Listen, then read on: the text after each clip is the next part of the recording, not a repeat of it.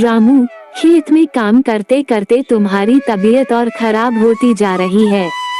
अब तो घर में अनाज भी खत्म हो गया है। भगवान ने हमें मेहनत करने के लिए हाथ पैर दिए हैं गौरी। जब तक जान है हम मेहनत करेंगे।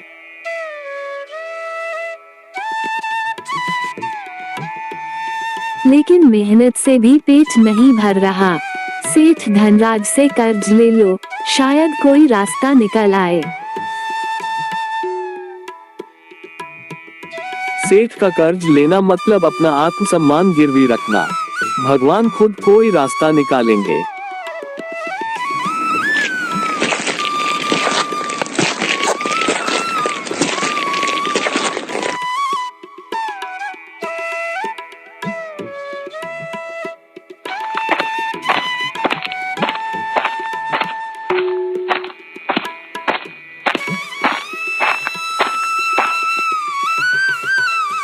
बेटा, मैं बहुत भूखा हूँ, कुछ खाने को मिलेगा?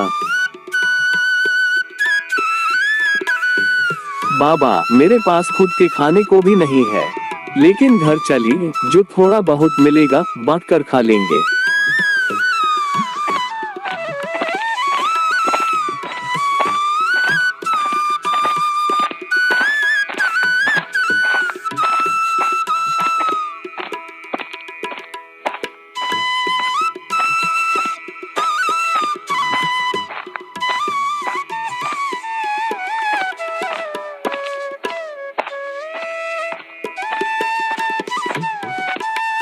रामू साधु को अपने घर लाता है। गौरी आखिरी बचा हुआ आटा रोटियां बनाने के लिए निकालती है। साधु को भोजन कराते हैं।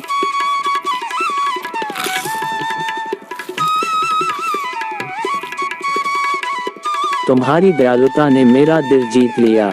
मैं तुम्हें कुछ देना चाहता हूँ। बाबा, हमें कुछ नहीं चाहिए, बस आपकी दुआ चाहिए।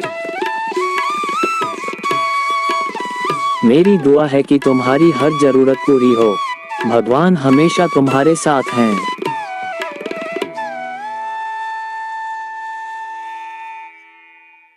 अगले दिन रामू के खेत में अचानक भारी बारिश होती है। खेतों में पानी भरने से फसल लहलहाने लगती है। रामू खुश होकर गौरी को खबर देता है।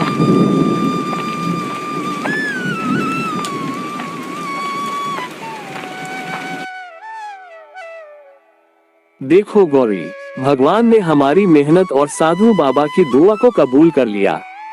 हमारी फसल अच्छी होगी। सचमुच रामू, भगवान पर भरोसा करना ही सबसे बड़ी दौलत है।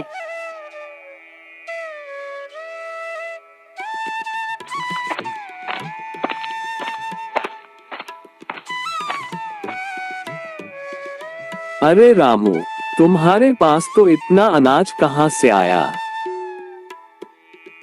मेहनत, भगवान की दया और एक गरीब की दुआ ने यह मुमकिन बनाया।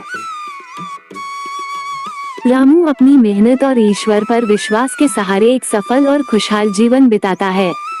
कहानी यह सिखाती है कि दया, मेहनत और ईश्वर पर विश्वास हर कठिनाई को पार कर सकते हैं। कुछ समय बीत गया है। रामू और गौरी अब खुशहाल जीवन जी रहे हैं। रामू हर फसल के बाद अपनी कमाई का एक हिस्सा गरीबों में बांटने लगा है।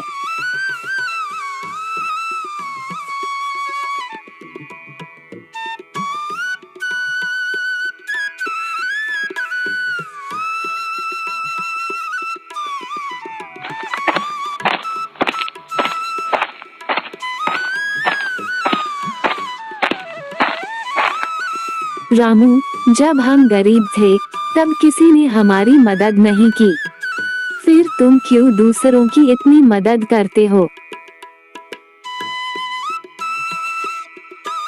गौरी, हम पर भगवान की कृपा हुई है। जिस तरह साधु बाबा ने हमें दुआ दी थी, वैसे ही अब ये हमारा कर्तव्य है कि दूसरों की मदद करें। शायद हमारी मदद से किसी और का भी जीवन बदल जाए।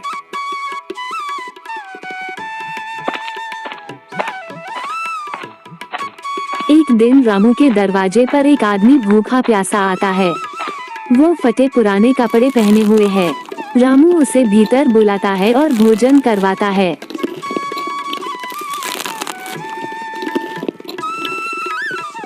भाई, आपकी मदद ने मेरी जान बचा ली।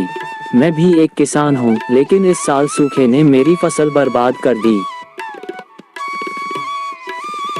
भाई, मुझे तुम्हारी तकलीफ समझ आती है। तुम चिंता मत करो, मैं तुम्हारी मदद करूंगा। रामू उसे कुछ अनाज और पैसे देता है। भूखा आदमी आशीर्वाद देकर चला जाता है। सेठ धनराज ये सब देखता है। वह रामू के व्यवहार से प्रभावित होता है और उससे मिलने आता है। रामू, मैं सोचता था कि दौलत ही सबसे बड़ी चीज है, लेकिन तुमने दिखा दिया कि सच्ची खुशी दूसरों की मदद करने में है। मैं भी अब गरीबों की मदद करूंगा। सेठ जी, दौलत भगवान का दिया हुआ साधन है। इसका सही उपयोग दूसरों की भलाई में है। गांव में अब बदलाव आ गया है। रामू की प्रेरणा से सेठ धनराज और अन्य ग्रामीण भी गरीबों की मदद करने लगे हैं। गांव में सुख शांति फैल जाती है। रामू, तुम्हारी दया और मेहनत ने न केवल हमारा बल्कि पूरे गांव का जीवन बदल दिया। ये सब भगवान की कृपा और एक गरीब की दुआ का फल है। कहानी यह संदेश देती है कि सच्ची खुशी और समृद्धि केवल अपने लिए नहीं, बल्कि दूसरों की मदद करने में है। भगवान पर विश्वास और दूसरों के प्रति दया जीवन को सुंदर और सार्थक बनाते हैं।